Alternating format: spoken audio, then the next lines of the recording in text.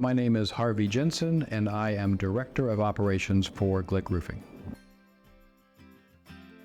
Getting involved with the company was being friends with Ephraim, meeting him and knowing him well before Glick Roofing was established. And as far as starting and keeping me here, the spot that he had as far as the need is my cup of tea. So there is no typical day. You just go with whatever is happening in real time. I can have an outline of what I need to get done. However, I also have to flex depending on what comes up. So that can be either a porta potty for a job site, or going out to the shop to receive a delivery off the truck with the forklift, or fill in the blank. So it's pretty much like an all hands on deck, and just filling in whatever we need to do when we need to do it in order to have the crews stay on task and stay on target for getting their job done. And we fill in here exactly like that. One of the biggest challenges was just establishing something, starting a foundation, tracking, for example, like the fleet of vehicles, starting a spreadsheet, recording the VINs, recording all the information and putting it into a spreadsheet along with maintenance records, and then diving into insurance and looking at how much we're being charged. And is there anything we can do to tighten that up? With the weather turning nice, definitely walking.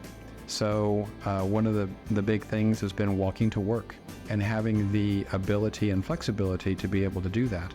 The other passion, I think, is just right now for me is exploring the city. I feel like I'm a tourist here in Nashville because I'm new. So investigating, finding different things that maybe it's not really touristy things, but it's discovery. Discovery of a different grocery store, discovery of a different restaurant, or even people, meeting people. So operations, it begins with lots of questions.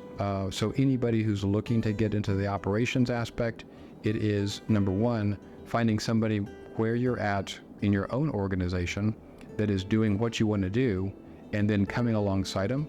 It may not be or look like, being in their office during your work time, but it could mean, why don't you take a break or even take a lunch break together and just use their knowledge, especially in that organization, to get information.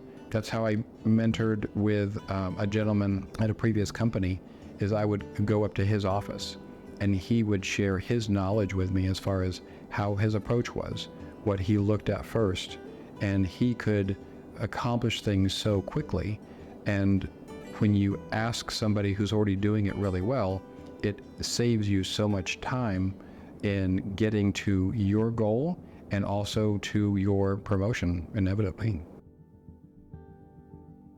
I would say no matter where you're at and who you're with, always take the opportunity for networking. If you meet somebody who just strikes you or has a certain presence, I just encourage you to say something to the person, give them a compliment. You can give them a smile or a hello, just the very basics, because you never know where that relationship will go.